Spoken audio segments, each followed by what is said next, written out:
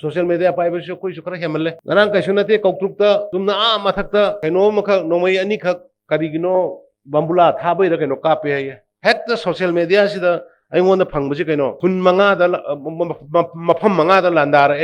aduna ikhoi gi mising loi lao koi maidei sing loi lao mafam manga da landar mado ine police ta phawdi hai garani madu gi kaino do madu sugumba sandok ko si tawbi gano ba please aseng bodo khangge haradi kaino nongai ma kholam tai di sumra di SP dang bi oba concern SP or concern OC aduna ta bida khoi si irang sa kitang shanti lakke tor irang ete injan dei tawba kangbu umsu yauri bedum shanti lakpa su ya da ba kangbu um yawi sumi ko osi kamai tawgno khangdi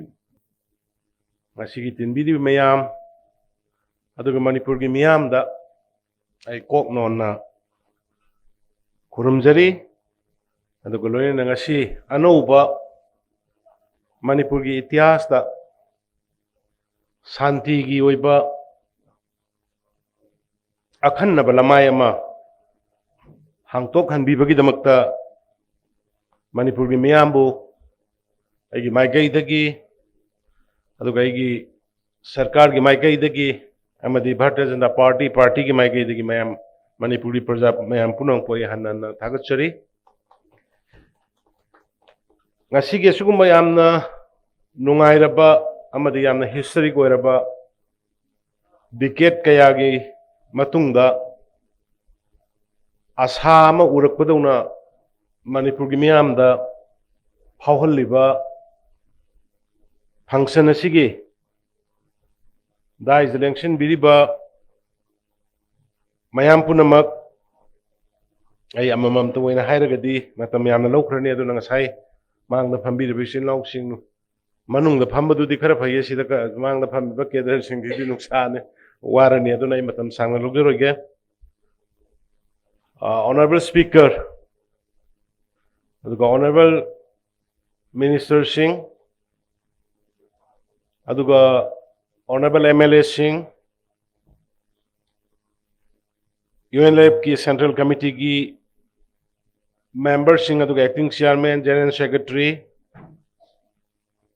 Bharatiya Janata Party ki president state government ki chief secretary DGP aduga atai senior official singh Assam Rifle ki IG aduga CRPF ki BSF ki aduga IB ki SIB ki lengbiraiba mayam punamak aduga UNLF ki Kedar MPA ki lami samnga yangkai mungni hayeng asi lengbira ise aduga lengbiragliba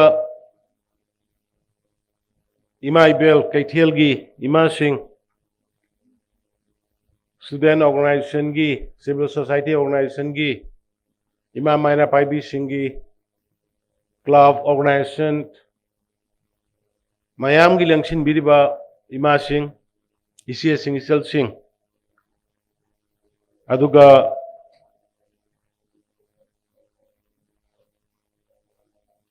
Bharatiya Janata Party ki karyakarta mayam punamak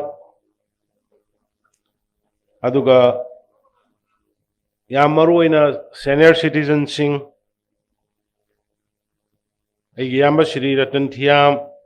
Lieutenant General Himalay aduga LN Singh Lieutenant General aduga Professor Joy Kumar Hojapi Ranjan atai mayam punamak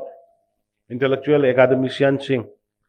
Manipur University dagi DIPR University dagi aduga tai mayam dagi lakpiriba aduga editor singh media gi publisher singh aduga ngasi function sib cover tobiribi media gi sil now sing bot print and electronics ai punamakpu subchalaga amukanai aigi maigai dagi Horumjari amadi kaikumnu bochari miyobagi punsi pokpa siba nai wathok ama hauba नाई लोइब नाई हौरगा सुम लोइसंदना लैबा वाथोक अमद पृथ्वीदा लैते वाथोक अमा लैरगदि मदु लोइसनबा होनबा हाइबसी लोइसनलकपा हाइबसी मसाना ताबनी मरमदि मियोबगी पुंसिना पोगलागा सीबगुमना UNLF एक्टिंग चेयरमैन अमदी जनरल सेक्रेटरी ना कोई स्ट्रगल सिंग हमने ब्रीफ होइना खंगबिखरे आई सामक जर्नलिस्ट अमोइना स्टेट सिदा हुजरकपा अमोइना मयाम की सेंटिमेंट मणिपुर की प्रजा की सेंटिमेंट अदुगा मयुम थादोगा खुलाई पायरगा जंगल द लेन खरबा लेलुरबा मयाम की वाखलोन नैनजबा अमनी यामना मरुओइबा तांकक खरदा मरुओइबा मिहोई कया की पुंसी मांगखी भाप तानदबदगी अखोई मसेल की मरकता खुद थानबदगी मरुओइबा मिहोई कया की पुंसी मांगखी सरकार की पॉलिसी दा शांति की वारी दा पोरकनबा होनबगी महुत्ता हालगा फारगा लोइने न खनबगी वाखलोन दा सथरमबदगी ममल यामब कया मी लिसिंग अनि हुम हटखिबा सिखिबा मांग लोइना तारगा लेरबा नातने लालौबो ओरमबियाई लालौबो नतबो ओरमबियाई पुलिस ओरमबियाई मी अममम की पुंसी यामना इंपोर्टेंस होय यामना प्रेशियस होय मधुगी इंपोर्टेंस मदि मधुगी प्रेशियस ओइबा मियोइबगी लाइफ टू खल्ल कांदा ngasi लेबिरिबा honourable prime minister Narendra Modi ji की मखादा मागी गाइडेंस लौरबा मतुंगदा मागी एडवाइस लौरबा मतुंगदा honourable union home minister Amit Shah ji तौरकांदा ngasi ngarang nan tarik 28 da sign tawniba posting ngasi dagina sahi ani makai ahum ni mangdagi hokibani ayamba general secretary thanil na haikiba dumaina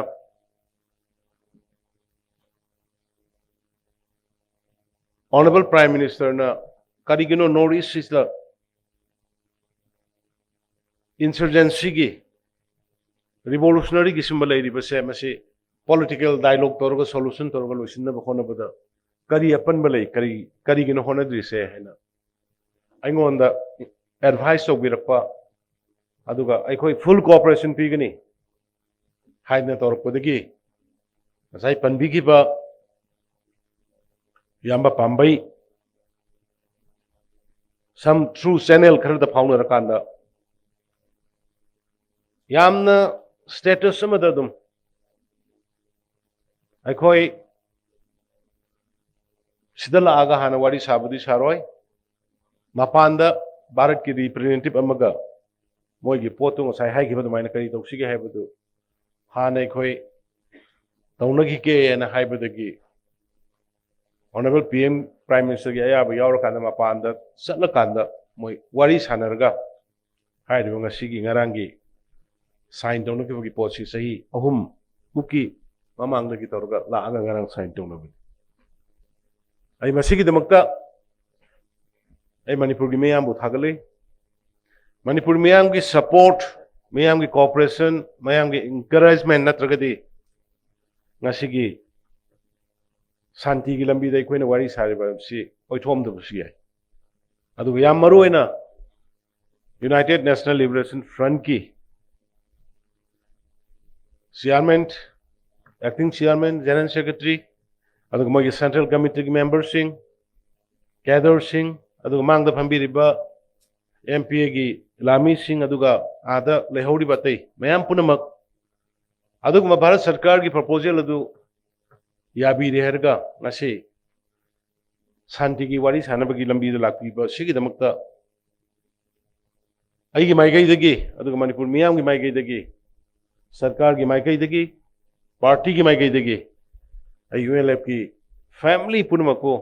हमोई सेंगना इकाई खुमनो बुच्चबग लोइन मयाम बोई तराम नोक्चरी मदि थागतसर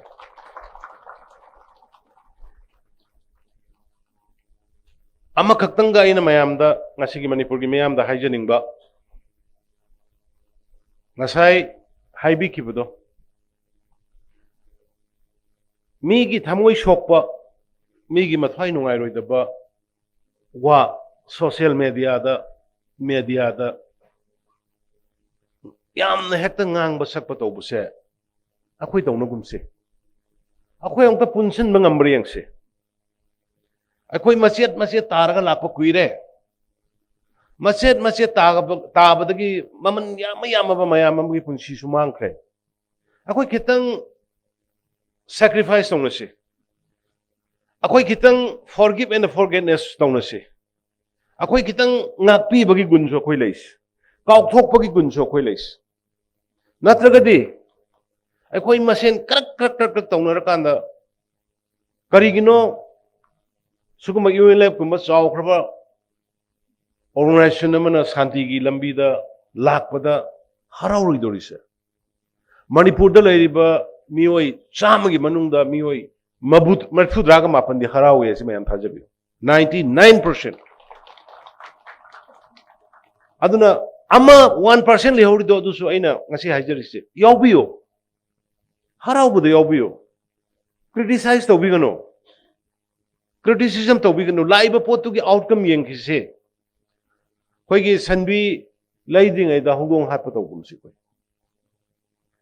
koi maitai gi chanabi da sanbi laidingai da hudong hatpa ina koi je bhana yam sara mi se pangai da ne bibam tawi don't do it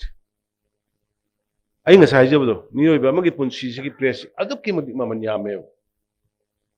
madugi maman yamadu ngasi khanga mani Manipur gi chirba tanjada mi amamamgi maman se ngasi gi tanja se khanga mane ba pamuram gani mang khiba mayam do tathi da oina tawkhiba mayam do hatpi khiba mayam do ngasi gi sumaina phajana koksalga wari saraga lambi pibi ramagadi hingam gani apun bakan Manipur ma soiram gani aduna Bharat Sarkar gi maruina Honorable Prime Minister Modi ji gi amadi Amit Shah ji gi makha da dawraiba lalobo lei khange aswa no thuroi sini kana jo hairu balaitana piba yade khange inner line permit pire isini noi hingda ba yaroi noi ngak thok chada ba yaroi he noi si masing yamde he noi si amna unique koiba community amani noi si mang ki ba yade sigi pot mayam si so koi Manipur gi general public singna khangba matam moire aduna ai matam sangna logjaroi ke ai di sumnagi felicitator amani state chief minister amoina mayamgi blessing dagi hek CM oirakpadagi ai Manipur da Shanti halaknabagi lambi mayum thadoga jungle da sahi kaya chafam thapam tumum khangna lelurba mayam se mapunsi mamuk hingba yabra yenge haina honajaba mamangda Jalerong United Front ki ai ginau sida elders committee ki chairman Difu gamoi su phambiri Jalerong United Front ki makhoi gi su moi gi su khoi peace agreement ma Bharat Sarkar ga tawnarga huji moi peace ta torka na wari sarga lei aduga handak kisina Manipur gi underground sing manungda khwaidagi chawna Bharat Sarkar ga wari saba hoba aduga khwaidagi chawna Manipur praja miyamgi amadi Bharat ki mai pakpane na logjaba adugumba khongthang amani aduna ikhoi mayamna encourage tawse ikhoi mayamna chaibi bagi mahutta ngangbi bagi mahutta hunbi bagi mahutta macha oiba family ki politics tawna bagi mahutta lemna ngasi sahi kaya kang marka jungle marka ising utim saboi chaktu lel bo mayam se let them get a new life Manipur gi jatsu kanba aduga maman yamaba inaw sing marup sing sigi punsi su kanba Bharat ki su phaba Manipur ki su phaba aduga tangka kama porakna bo honabada akhoi punna amna thamoi seng nai khoi yausi aduga amana jigi general secretary yama thanin haikiba dumaina Manipur da leiriba community khudingma akhoi ngaktani khoi gi sinlaw ngaktani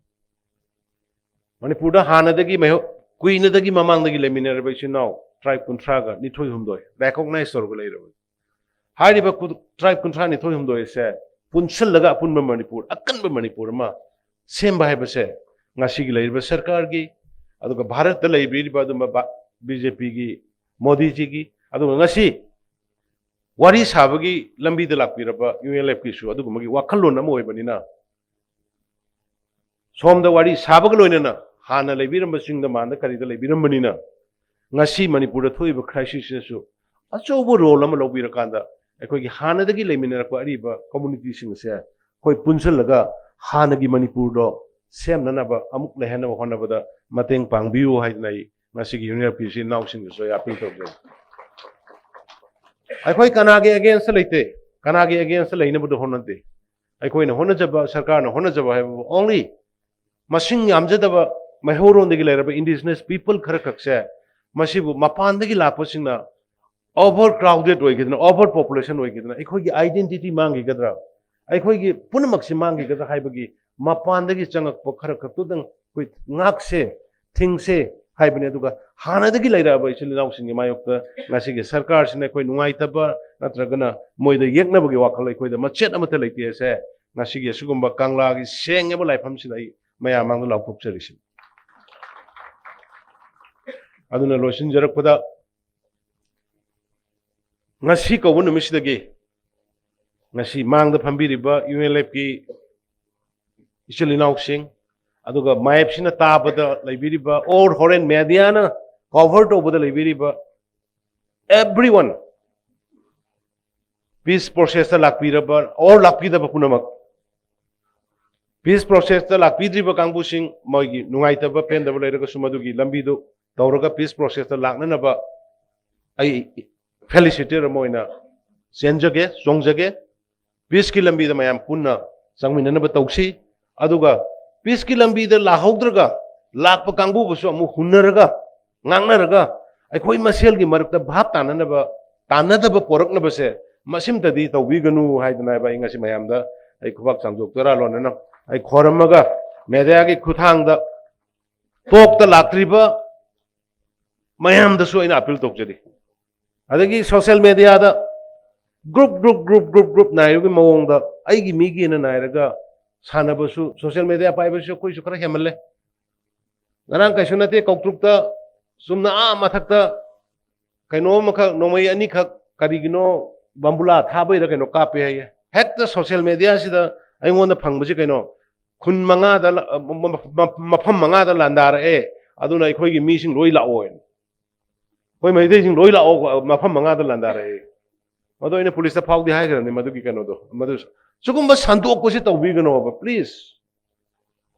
aseng bado khangge haradi kaino nongai ma kholam ta di sumra di SP dang biyo ba concern SP or concern OC aduna ta bida khoi si irang sa kitang Shanti lakke tori irang ete injan dei tawba kangbu umsu yauri badum Shanti lakpa suya ya da ba kangbu um yawi sumi ko osi kamai tawgno khangbi aduna ai losin jarakpada yam nungai re ngasi muk nungai ba ai